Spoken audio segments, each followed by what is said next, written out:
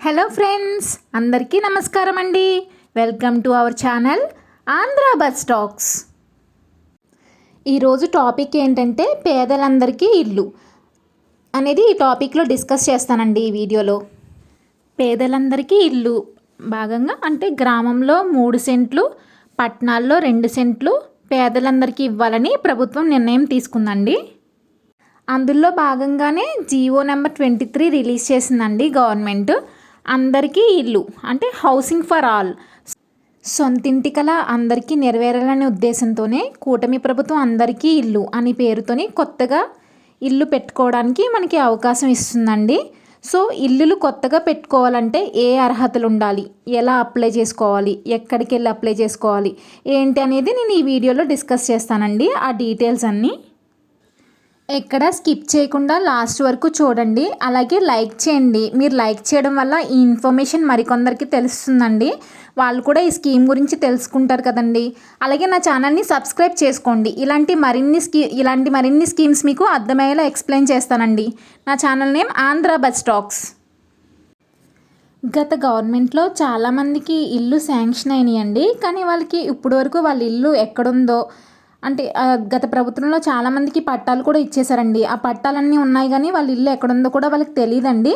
So ఇలాంటివి చాలా ఉన్నాయండి.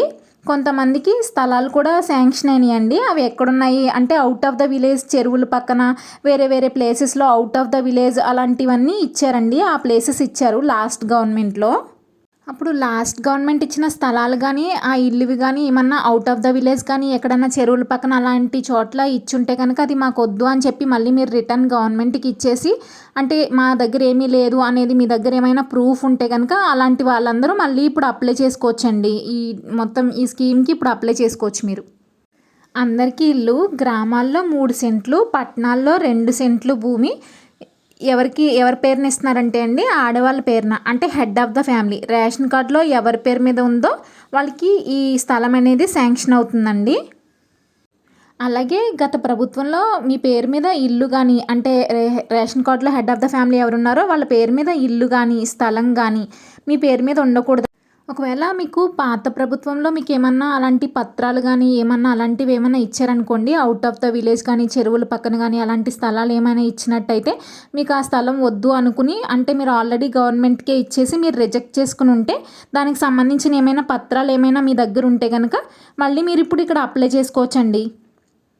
అలాగే మీకు మెయిన్గా ఇక్కడ ఏం కావాలంటే మీకు కంపల్సరీ రేషన్ కార్డు ఉండాలండి. అలాగే హౌస్ హోల్డ్ మ్యాపింగ్ కూడా మీరు చేయించుకుని ఉండాలి. ఆ మ్యాపింగ్లో మీ పేరు ఈ ఏపీలోనే చూపించాలండి. అంటే ఆ రేషన్ కార్డు ఇదంతా హౌస్ హోల్డ్ మ్యాపింగ్ మీరు ఇక్కడ ఏపీలోనే ఇక్కడే ఉన్నట్టు మీకు చూపించాలండి. ఈ ఇళ్ల స్థలాలు ఎక్కడ అప్లై చేసుకోవాలి ఇప్పుడు చెప్తానండి. ఆల్రెడీ ఇప్పుడు వరకు రాష్ట్రం అంతటా 1 lakh అప్లికేషన్స్ అంటే 1,00,000 వరకు అప్లికేషన్స్ అయితే వచ్చినాయండి. ఈ ఇళ్ల స్థలాల అప్లికేషన్స్ వెరిఫై చేసి అర్హులందరికీ ఈ స్థలాలు కేటాయిస్తున్నారండి. సచివాలయంలో కొన్ని చోట్ల ఈ అప్లికేషన్స్ తీసుకుంటున్నారండి, కొన్ని చోట్ల ఇంకా తీసుకోవట్లేదు. ఎందుకంటే ఇంకా కొంచెం ఈ ప్రాసెస్ అనేది కొంచెం స్లో ఉందండి. 1 weekలో అన్ని సచివాలయాలకి అప్లికేషన్స్ వచ్చేస్తాయండి. ఇప్పుడు మీరు గ్రామంలో ఉండి అప్లై చేసుకోవాలంటే తహసీల్దార్ గారి ఆఫీస్లో ఇవ్వాలండి. అంటే ప్రతి సోమవారం కూడా, అంటే కలెక్టర్ గారి ఆదేశాల మేరకు అక్కడ ప్రతి మండే అంటే ప్రతి సోమవారం కూడా ఈ అప్లికేషన్స్ అనేవి ఆ ఆఫీస్లో తీసుకుంటున్నారండి. మీరు అక్కడ తహసీల్దార్ ఆఫీస్ లేదంటే మున్సిపల్ కార్పొరేషన్ కానీ మున్సిపల్ ఆఫీస్కి కానీ వెళ్ళి మీకు ఎవరికైతే ఇల్లు లేవు అక్కడికి వెళ్ళి మీ దరఖాస్తులు అక్కడ ఇవ్వచ్చండి. అంటే అక్కడ మీరు అప్లికేషన్ తీసుకుని వాళ్ళే ఇస్తారండి. అక్కడ మీరు అప్లికేషన్ అడిగితే ఆ అప్లికేషన్ తీసుకుని దానికి మీరు మీ ఇంటి దగ్గర నుంచి ఆధార్ కార్డు, రేషన్ కార్డు కూడా తీసుకెళ్ళండి. అవన్నీ జత చేసి అప్లికేషన్ ఫిల్ చేసి అక్కడ ఆఫీస్లో ఇస్తే వాళ్ళు తీసుకుని మీకు ఒక రిసిప్ట్ ఇస్తారండి. అది ఒక ఎక్నాలెడ్జ్మెంట్ లాగా. అంటే మీది ఎలిజిబుల్ అయితే కనుక వాళ్ళు వెరిఫై చేసి చెప్తారండి. ఇది వరకు మీరు తీసుకున్నారా లేదో అన్నీ చూసాక మీది ఓకే అయితే కనుక మీ ఫోన్కి మెసేజ్ వస్తుందండి. ఉచితంగా ఇల్లు స్థలాలు వస్తున్నాయంటే అందరికీ ఆశ ఉంటుంది కదండి.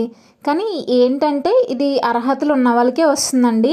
దీనికి 7 రకాల అర్హతలు అయితే కలిగి ఉండాలండి. అవి ఏంటనేది వీడియోలో చెప్తాను, ఎక్కడ స్కిప్ చేయకుండా చూడండి. అంటే రేషన్ కార్డు తప్పకుండా ఉండాలండి.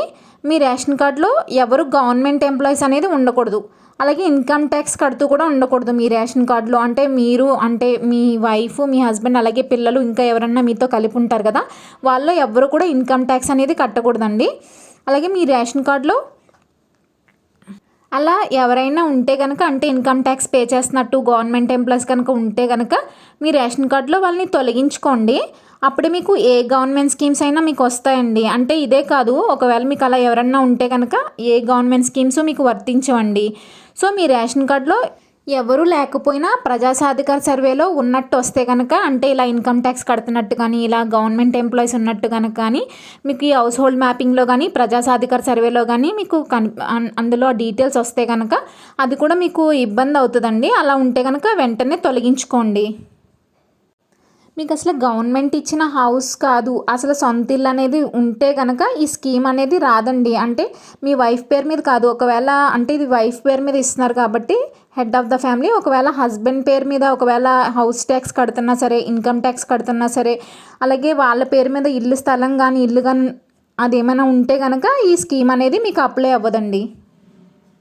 అసలు స్థలం కానీ ఇల్లు కానీ ఏమీ మీ పేరు మీద లేకపోతేనే, అంటే రేషన్ కార్డులో ఎవరైతే ఉన్నారో వాళ్ళు ఎవరి పేరు మీద లేకపోతేనే అప్పుడు మీకు ఈ స్కీమ్ అనేది వస్తుందండి. మీ అప్లికేషన్తో పాటు మీరు Aadhaar card and ration card ఇస్తారు కదండి. సో మీ ఆధార్ కార్డ్ ద్వారానే వాళ్ళు అన్ని డీటెయిల్స్ వాళ్ళు కలెక్ట్ చేస్తారండి. మీరు హౌస్ ట్యాక్స్ కడుతున్నారా లేదా ఇన్కమ్ ట్యాక్స్ కడుతున్నారా అవన్నీ డీటెయిల్స్ వాళ్ళు వెరిఫై చేసుకుంటారండి. రేషన్ కార్డులో ఎంతమంది ఉన్నారో అవన్నీ చెక్ చేస్తారండి.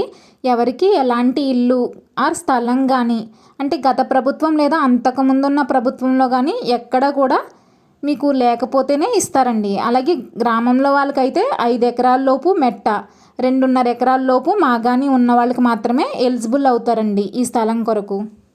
కొంతమందికి గత ప్రభుత్వంలో టిడ్కో ఇల్లు ఇచ్చారండి. ఆ టిడ్కో ఇల్లు ఉన్న వాళ్ళ పేరు మీద రిజిస్ట్రేషన్ అయిపోయినట్లుగా కాగితాలు కనుక ఉంటే, బట్ వాళ్ళకి ఆ ఇల్లు లేదు, అసలు ఎలాంటి స్థలం వాళ్ళకి లేదు, బట్ వాళ్ళందరూ మీరు అప్లై చేసినట్టుగా మీకు వచ్చినట్టయితే కనుక, సో అలాంటి వాళ్ళు ఎవరైనా ఉంటే ముందు చెక్ చేసుకోండి మీ ఆధార్ కార్డుని బట్టి. నేను మీకు ఒక సైట్ చెప్తానండి, ఆ సైట్ పైన డిస్ప్లే చేస్తున్నాను.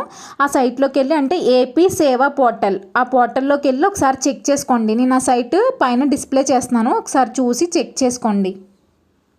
ఈ ఏపీ సేవా పోర్టల్లోకి వెళ్ళి అక్కడ మీ ఆధార్ కార్డ్ నెంబర్ ఇస్తే కనుక అక్కడ అంటే మీకు అది మీ ఇల్లు ఆ స్థలం మీ పేరు మీద ఉందో లేదో మీకు చూపిస్తుందండి. అవి చెక్ చేసుకోండి.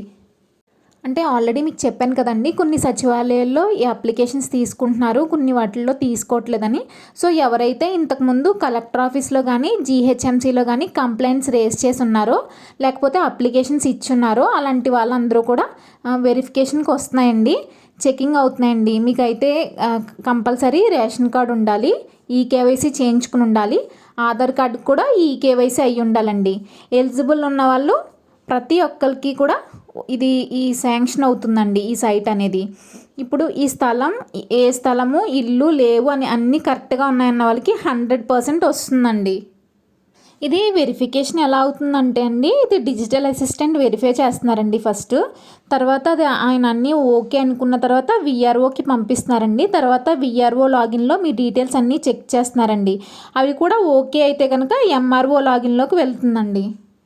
ఎంఆర్ఓ లాగిన్లో కూడా చెక్ చేశాక అక్కడ కూడా మొత్తం మీది ప్రాసెస్ అంతా ఓకే అయితే కనుక, అది కంప్లీట్ అయిపోతే కనుక అప్పుడు మీకు మెసేజ్ వస్తుందండి. అంటే ఆ మెసేజ్ బట్టి మీరు ఎక్కడికి రావాలి, ఏం చేయాలో అవన్నీ చెప్తారండి. మీరు ఇచ్చిన ఫోన్ నెంబర్కి డీటెయిల్స్ అన్నీ వస్తాయండి. అంటే మీ హస్బెండ్ పేరు మీద హౌస్ ట్యాక్స్ ఏమైనా పే చేస్తున్నారా అది చెక్ చేస్తారండి. అలాగే మీ పేరు మీద కారు ఉన్నా కూడా రాదండి. అప్లికేషన్లో అన్నీ కరెక్ట్ డీటెయిల్స్ ఇవ్వండి. అంటే మీరు అక్కడ ఫిల్ చేసినప్పుడే మీరు మొత్తం అప్లికేషన్ అంతా కంప్లీట్ మీ దగ్గర ఏది ఉంటే అది కరెక్ట్ డీటెయిల్స్ ఇవ్వండి.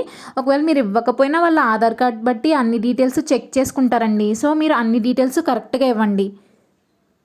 సో మీకు ఈ వీడియో నచ్చినట్టయితే లైక్ చేయండి ఫ్రెండ్స్. అంటే మీరు లైక్ చేస్తే కొంతమందికి ఎవరికైతే తెలీదో వాళ్ళకి కూడా తెలుస్తుంది కదండి ఈ న్యూస్.